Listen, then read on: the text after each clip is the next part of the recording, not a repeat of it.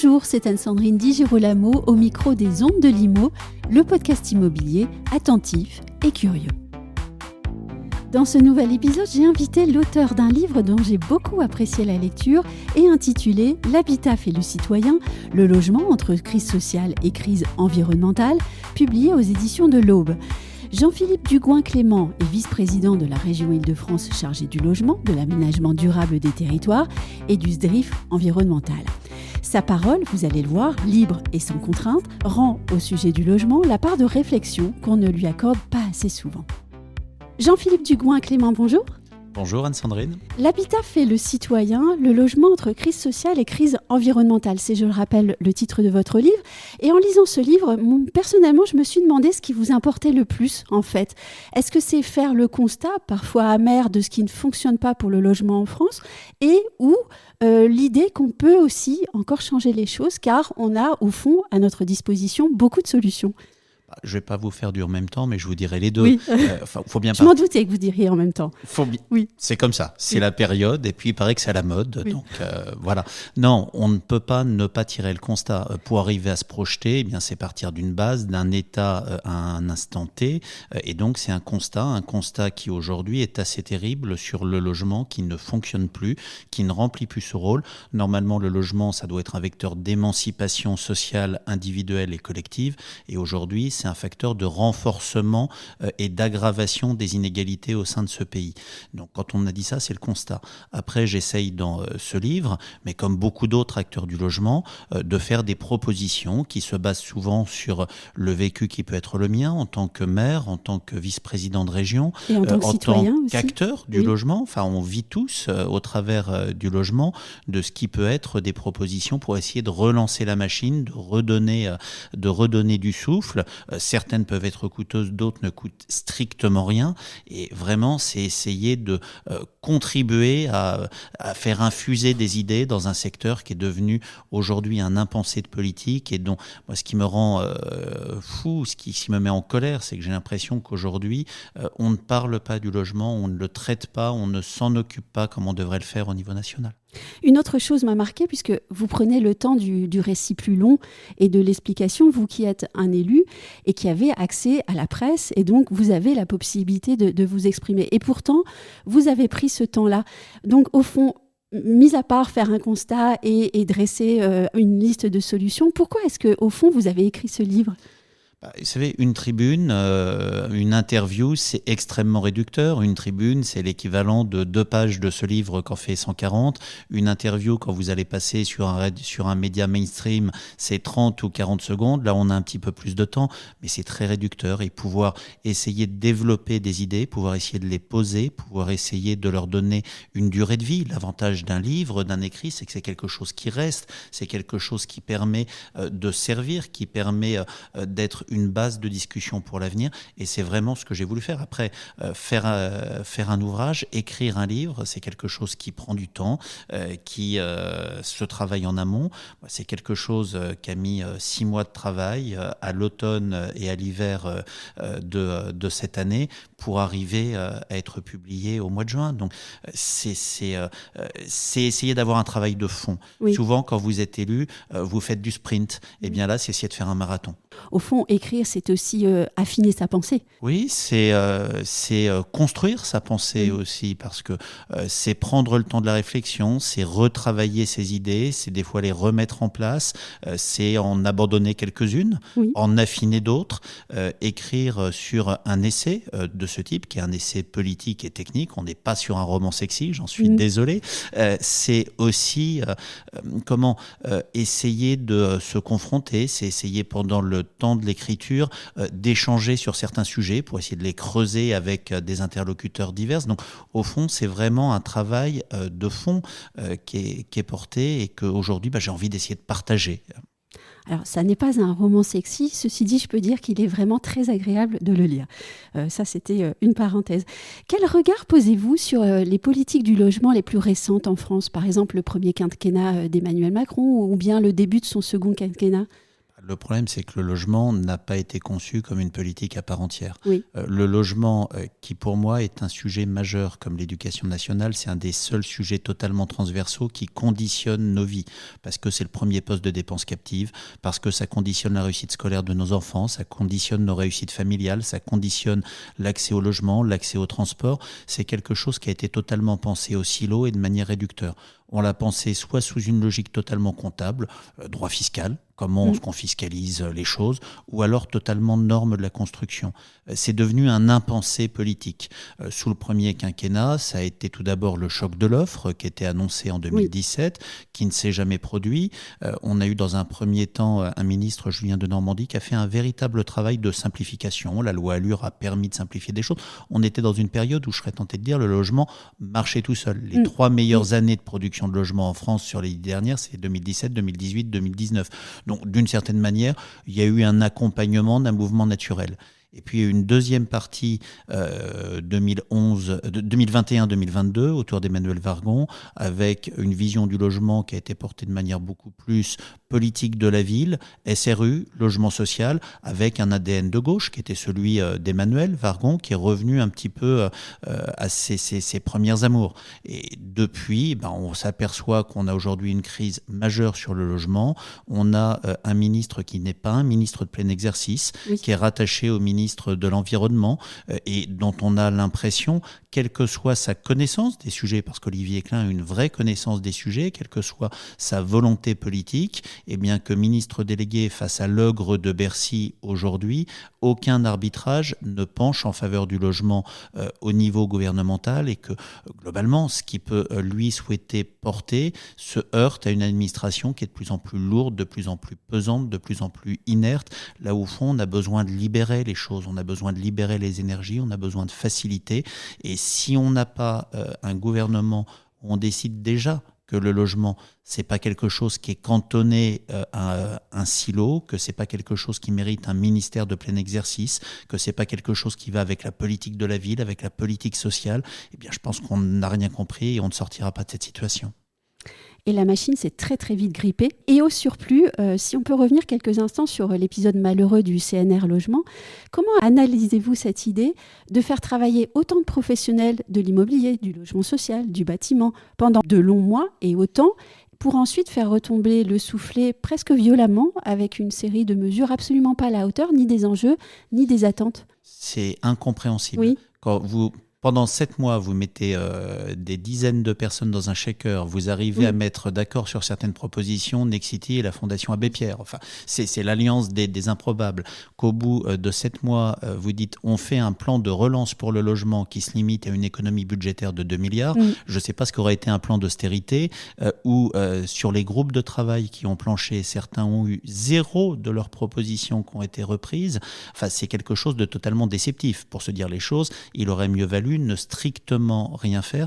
Je ne me l'explique pas, ou je ne l'explique que par le fait qu'à un moment, Bercy a dû dire on arrête les choses, on ne mettra pas d'argent, on fait des économies, sinon la France va perdre son syndrome de l'andouillette, vous savez, c'est le syndrome des 5A. Donc on n'aura plus la notation 5A ou 2A ou 3A, et donc on fait des économies, on coupe.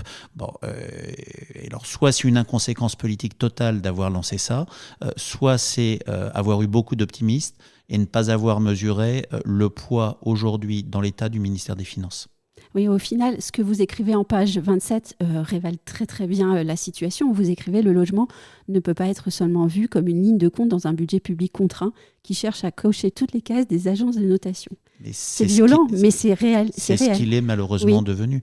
Le logement, c'est la politique sociale et transversale par excellence. Encore une fois, c'est ce qui conditionne ce qu'on est, ce qu'on devient. Quand on ne crée plus du logement au concret, du mal-logement, qu'on aménage mal la ville, eh bien on arrive à des situations comme on l'a vécu il y a quelques jours, avec une société qui se délite, qui n'a plus de cohésion. C'est potentiellement des émeutes urbaines, mais c'était aussi le phénomène des Gilets jaunes il y a quelques années. C'était le fait d'avoir construit de la ville qui ne crée plus de l'union, mais au fond qui contribue à écarter les gens les uns des autres. Et justement, vous parlez des émeutes. Je vais revenir à votre titre, L'habitat fait le citoyen. Cette série d'émeutes, elle a interrogé et elle interroge notre société en de bien nombreux points, même par-delà la question du logement. Il est courant d'entendre de grands dirigeants d'entreprises de l'immobilier, je pense par exemple à Véronique Bédague, parler de bombe sociale pour évoquer la crise du logement. Mais au fond, on n'a pas l'impression que ce type de mise en garde émeuve tant que cela le gouvernement. Est-ce que je me trompe ? Non, mais qu'est-ce qui se passe en fait ? On a de plus en plus une politique nationale qui est une politique de réaction communicationnelle à des événements. On a de plus en plus d'élus nationaux, pas tous, mais de plus en plus, qui sont totalement déconnectés des réalités, qui sont déconnectés du terrain, qui n'ont jamais été maires ou qui l'ont été il y a des années, qui ont oublié ce que c'était et qui ne sont plus confrontés au poids à l'aggravation du mal-être que constitue le logement. Quand on vous explique que l'inflation est galopante, les taux d'intérêt remontent, le coût de la construction augmente, on vous dit mais c'est pas grave, ça va se solder avec la pièce de moins. Oui. C'est facile de dire ça quand on habite à Paris dans un duplex. La pièce de moins pour une famille qui a 2 ou 3 enfants et de se dire avec nos 2 enfants on va vivre dans un T3 au lieu d'un T4 qui serait mieux adapté, ça veut dire que quotidiennement sa vie va être rendue pénible. La pièce de moins, ça veut dire aussi qu'on est sur un niveau de coût logement qui est le maximum de ce qu'on peut prendre. C'est-à-dire que le niveau de dépenses captives impacté par le logement fait qu'à côté, on ne vit plus. Enfin, moi, je ne peux pas considérer que le logement qui aujourd'hui est le premier poste de dépense des Français soit totalement ignoré quand on parle du pouvoir d'achat. Parler du pouvoir d'achat, c'est pas faire un chèque de 50 ou 100 euros au mois de décembre pour aider des Français qui ne s'en sortent plus à payer du carburant. C'est peut-être se poser la question réelle de sur ce sujet qui est 30, 40, 45% des dépenses des ménages, notamment des ménages les plus modestes, eh bien comment on fait pour alléger un peu la facture ? Et alléger la facture, c'est-à-dire qu'il faut produire plus, qu'il faut maîtriser les prix de sortie, et il y a beaucoup de choses. Encore une fois, moi je propose par exemple de plafonner les prix de cession du foncier. C'est quelque chose qui ne coûterait rien à l'État, ça peut même lui rapporter de l'argent. Pourquoi est-ce qu'on ne le fait pas ? Pourquoi est-ce qu'on autorise un niveau de surspéculation dans des zones tendues sur des prix de foncier qui fait que derrière, on aura des familles qui vont vivre extrêmement mal ? Est-ce à dire que le logement devrait devenir un sujet politique en France, puisqu'il ne l'est pas ? C'est devenu un impensé politique, alors que pour moi, c'est... Vous savez, moi je crois énormément que le logement, c'est pas une idée de gauche, c'est pas une politique de droite. Il n'a rien à voir avec la politique. C'est quelque chose qui est totalement transversal et transcourant. Et moi je rêve d'un système politique où on puisse sortir des clivages entre les partis, qu'on puisse sur 6, 8 sujets majeurs essayer de se dire on avance ensemble. Fait pas forcément ce qu'on aurait souhaité, mais on se met d'accord sur 6 ou 8 sujets et on avance ensemble parce que c'est des sujets majeurs. Et le logement, comme la santé, comme l'éducation nationale, ça en fait partie. Mais est-ce à dire que pour pouvoir mettre en œuvre une politique du logement qui soit utile, efficace et d'envergure, alors l'une des priorités serait de parvenir à mettre le logement au cœur du débat politique, voire, rêvons un peu, au cœur du débat d'une prochaine présidentielle ? C'est pas trop tard. Non, mais moi j'en rêve. La réalité, c'est que les 3 dernières élections présidentielles, le logement a été un phénomène totalement marginal du débat présidentiel, alors même que l'élection présidentielle de 2022 s'est faite sur le pouvoir d'achat. Et on n'a pas parlé de logement. C'était un sujet extrêmement connexe. Ce qui est totalement fou. Et on se rend compte qu'il y a une sorte les politiques n'osent pas aller dessus. Alors probablement parce que le logement, souvent, c'est des mesures techniques. Donc c'est difficile à expliquer dans un discours très réducteur. C'est la démocratie Twitter. Quand vous êtes en 140 signes, expliquer quelque chose de technique, c'est compliqué. Et puis aussi parce que le logement, c'est un côté angoissant. C'est de dire on construit. Alors, qu'est-ce qu'on construit ? Qu'est-ce qu'on fait à côté de chez moi ? Est-ce qu'on change ma ville ? Donc, c'est des choses qui peuvent être angoissantes. Et je pense que c'est aussi pour ça que le débat politique national ne s'en empare pas. Et puis aussi parce qu'il n'y a plus de portage politique majeur du logement depuis des années. Le dernier très grand ministre du logement et de la ville, ça a été Jean-Louis Borloo qui me fait l'honneur de préfacer mon livre. Et ça a été le dernier qui a été capable de parler d'égal à égal avec Bercy, le ministre des Finances, et avec Matignon, le Premier ministre, parce qu'il avait la confiance du président de la République et parce que d'une certaine manière, il a été capable politiquement de bouger les lignes. Votre livre couvre bon nombre des sujets du moment. Alors, je vais les citer un petit peu en vrac. On parle de surélévation, de densification ou de concentration, de rénovation énergétique, de réversibilité des bâtiments, du ZAN, du ZAB, de la qualité des aménagements, en passant même par la hauteur des plafonds. Et puis, l'idée aussi bienvenue, à mon sens, que l'esthétique compte énormément. Au fond, on voit en vous lisant, et même si on le sait, c'est bien de le voir réuni en quelques pages, on a en main beaucoup de solutions pour répondre à cette crise du logement qui est malheureusement conjuguée à une crise environnementale et sociale désormais. Pourtant, personnellement, moi je m'interroge sur la qualité des politiques qui sont mises en œuvre au quotidien, parce qu'il y a une impression que toutes ces décisions, elles sont prises sujet par sujet et sans vision globale, ce qui aboutit souvent à de graves loupés. C'est vrai, on manque de politique d'aménagement du territoire dans ce pays. Ça a été la DATAR pendant des années qui portait l'aménagement du territoire, qui a disparu il y a de cela déjà quelques décennies.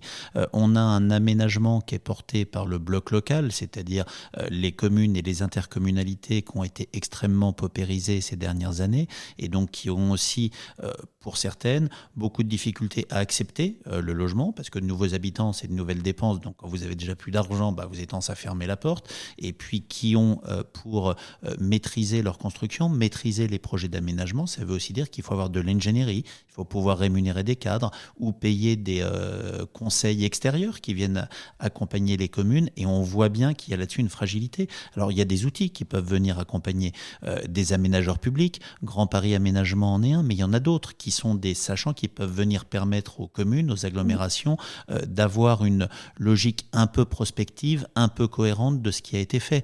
Il y a des outils qui permettent de travailler sur des remembrements fonciers cohérents après maîtriser. Les établissements publics fonciers en sont un. Mais on se rend compte qu'on a une vraie difficulté de ligne politique générale, de cohérence générale et de portage politique général. Au fond, dans ma très longue question précédente, il n'y en avait qu'une seule. À quand un super ministre du logement avec de vrais pouvoirs ? C'est, j'espère, le plus tôt possible. Oui. Le dernier a été très certainement Jean-Louis Borloo à couvrir un champ de politique extrêmement large. Il y a eu des ministres du logement qui ont fait énormément de travail, mais depuis Jean-Louis Borloo, aucun n'a été mis en situation d'être ministre de plein exercice avec un ministère large qui lui permette d'avoir cet impact politique, de faire du logement une priorité nationale et non plus un impensé politique. Quel destin souhaitez-vous pour ce livre ? Je souhaite tout simplement, dans un domaine où beaucoup d'acteurs parlent du logement, ce que je propose dedans, ça a déjà été proposé ou évoqué par beaucoup. Enfin, j'ai aucune primauté et j'ai pas de droit d'auteur sur les idées qui sont dedans, que ça soit par... Non, mais c'est un manuel très pratique, en revanche. Mais que ce soit par des aménageurs, des promoteurs, des bailleurs sociaux, des associations, on peut retrouver beaucoup de choses dedans.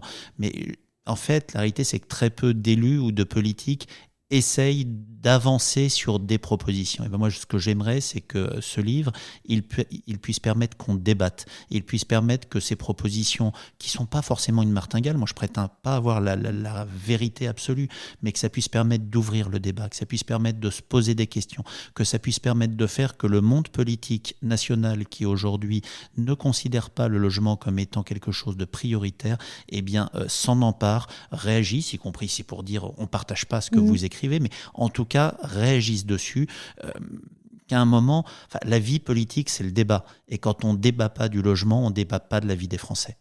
Et est-ce qu'il est le préambule à un programme, par exemple ? Pourquoi pas ? Enfin, moi, encore une fois, les quelques idées que je propose, les 15 ou 20 propositions que je peux faire dedans, moi, je suis un élu centriste, profondément, girondin, humaniste, mais si des élus de gauche ou de droite veulent prendre, mais moi, ça me va très bien.